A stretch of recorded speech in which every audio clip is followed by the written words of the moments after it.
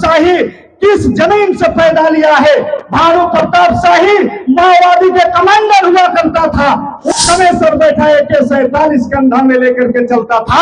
आज वही भानु प्रताप शाही यहाँ का हरिश्चंद्र बनने का काम कर रहा है। भवनाथपुर की जनता जानती है, वो ताहिर अंसारी के रजनी शर्मा गई थी और एक पुलिस अधिकारी वहां पर बैठा हुआ था, वो रजनी शर्मा को बोलने सिखला रहा था और वो भानु प्रताप शाही की तरफदारी कर रहा था।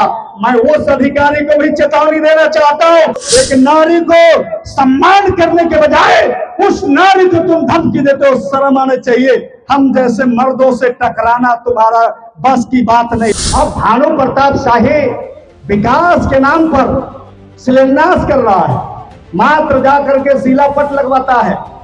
जो राज्य सरकार, जो माननीय मिथिलेश ठाकुर और स्थानीय पंचायत प्रतिनिधि, चाहे वो जिला परिषद हो, चाहे वो मुखिया हो, चाहे वो प्रमुख हो, चाहे राज्य सरकार की योजना हो, तमाम योजनाओं को अपनी योजना बता करके उसको शिलापट पर नाम लिखवाने का काम कर रहा है। और इसी कारण यहाँ का जिला परिषद सदस्य रजनी शर्मा ने जो ये अस्पताल में एक एक्सरे मशीन लगवाने के काम की, और उसको भी अपना योजना बताने का काम माननीय विधायक जी ने किया है। और जब रजनी शर्मा ने इसका विरोध किया, इनके गुर्गों ने रजनी शर्मा को धमकी देने का काम किया है। आप तमाम लोग जानते हैं, भानु प्रताप शाही विकास नहीं जानते हैं। भानु प्रताप शाही भवनाथपुर के लोगों को धमकी देना चाहते हैं, क्योंकि उनका इतिहास सब लोग जानते हैं। आज ताहिर अंसारी को उग्रवादी कहते हैं, अनंत प्रताप देव को राजा कहते हैं, और अपने आप को यहाँ के जनप्रतिनिधि कहते हैं। मैं आप तमाम लोग को बता दूं, आप तमाम लोग जानते हैं, ताहिर अंसारी जब चुनाव लड़ रहा था 2014 में तो 47,000 वोट मिला था, और 2019 में हमारी पत्नी 19 में चुनाव लड़ी थी तो उनको 57,000 वोट मिला था, और अनंत प्रताप देव को 53,000 वोट मिला था। 53,000 वोट लाने वाला व्यक्ति, 57,000 वोट लाने वाला व्यक्ति उग्रवादी हो जाता है, और ये गरीबों को सताने वाले हो जाते हैं, और भानु प्रताप शाही यहाँ का जो है हरिश्चंद्र बनता है। आप तमाम लोगों को पता है कि भानु प्रताप शाही किस जमीन से पैदा लिया है। भानु प्रताप शाही माओवादी के कमांडर हुआ करता था, उनका भंजारो कमेसर बैठा AK-47 कंधा में लेकर के चलता था। आज वही भानु प्रताप शाही यहाँ का हरिश्चंद्र बनने का काम कर रहा है। भवनाथपुर की जनता जानती है, वो ताहिर अंसारी के बारे में भी जानती है, और अनंत प्रताप देव के बारे में भी जानती है, और भानु प्रताप शाही के बारे में भी जानती है। आप चुनाव जीत गए हैं, ये वोट का आंकड़ा है, ये बात अपने कहिए कि हम हरिचंद हैं। सबको पता है कि 130 करोड़ का घोटाला में कौन जेल गया था, सबको पता है 17 CLA का केस किस पर हुआ था, ये सबको पता है, और वो सरकारी रिकॉर्ड में है। तो मैं ये आपको बताना चाहता हूँ भवनाथपुर के साथियों, उस भानु प्रताप शाही से 130 करोड़ के घोटालेबाज से, पूर्व माओवादी नेता से आपको डरने की कोई जरूरत नहीं है, क्योंकि आज झारखंड मुक्ति मोर्चा आपके साथ है, और इस राज्य में झारखंड राज्य में आपकी सरकार है, यहाँ की मूलवासियों की सरकार है, आदिवासियों की सरकार है, बैकवर्ड दलितों की सरकार है। यहाँ भानु के दादागिरी नहीं चलेगा, यहाँ अफसरशाही नहीं चलेगा।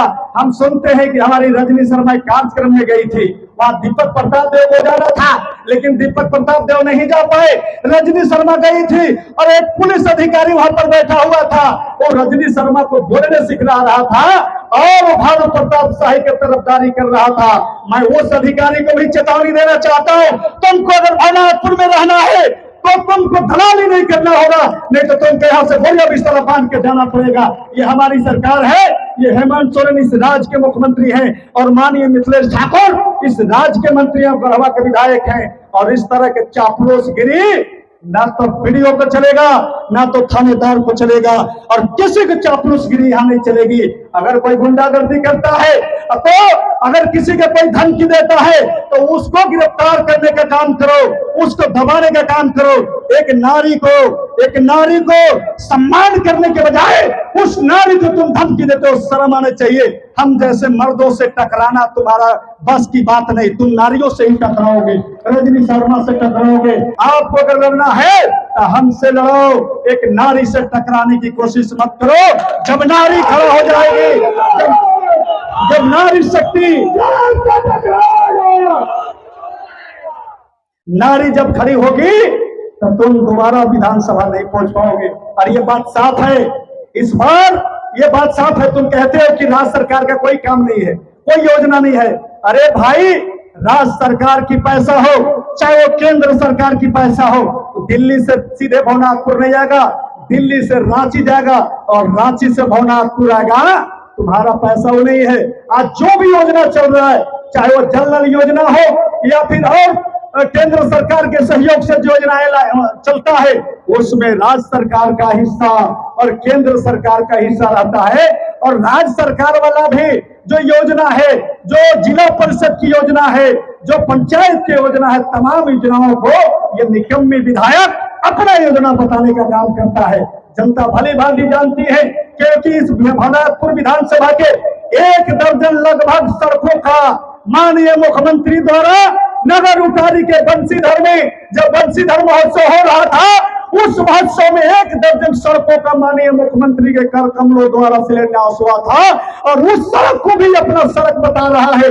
इसको शर्म नहीं है झूठ बोलने में, लगातार ये झूठ बोलता है और झूठ बोल बोल करके ये लोगों को ठगने का काम करता है।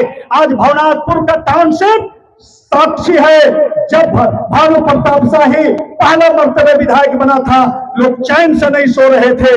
इस इलाके के अमन पसंद लोग वो चैन से नहीं सो रहे थे, ये सबको पता है। यहाँ जाति धर्म के नाम पर नफरत पैदा करके हमारा जो विकास की रास्ता है, इस रास्ता को ये रोकने वाले हैं। हमारे समाज के लोग आगे बढ़ना चाहते हैं, उस रास्ते को रोकना चाहते हैं, अमन पसंद को मिटाना चाहते हैं, या नफरती पैदा करना चाहते हैं। इसलिए हमारा क्षेत्र बहुत अच्छा है, खास करके भवनाथपुर समाजवादियों का कर रहा है। यहाँ समाजवादी विचारधारा वाले लोग हैं, इसलिए समाजवादी विचारधारा को, समाजवादी पताका को हमें कभी झुकने नहीं देना है नफरती सरकार के सामने। आज जब बनपट्टा सरकार हर जगह गांव में ग्राम सभा करके कमेटियों को बनाने का काम कर रहा है, और हमारी सरकार जो है गरीबों के, आदिवासियों को पट्टा देने का काम कर रहा है, ऐसे योजनाओं को भी अपना योजना गिनाता है।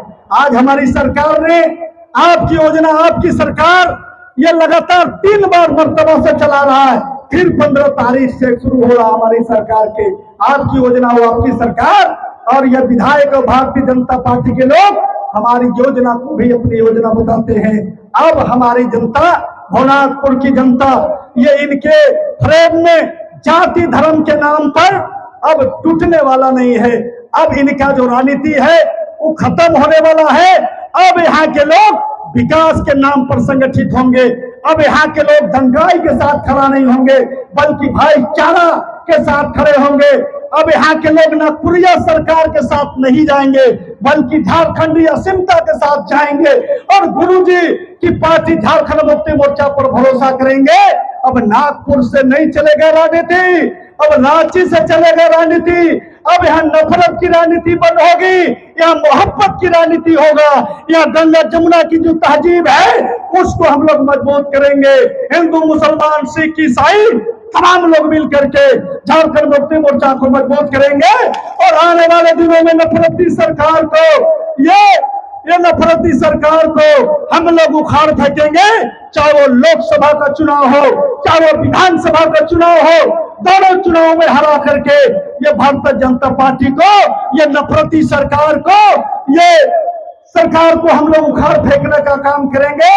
लेकिन आप तमाम लोगों से मैं आग्रह करना चाहता हूं, आप लोग बहुत अच्छे हैं, जानकार हैं, पढ़े लिखे हैं, और आप लोग जानते हैं कि झारखंड मुक्ति मोर्चा और भारतीय जनता पार्टी में कितना अंतर है।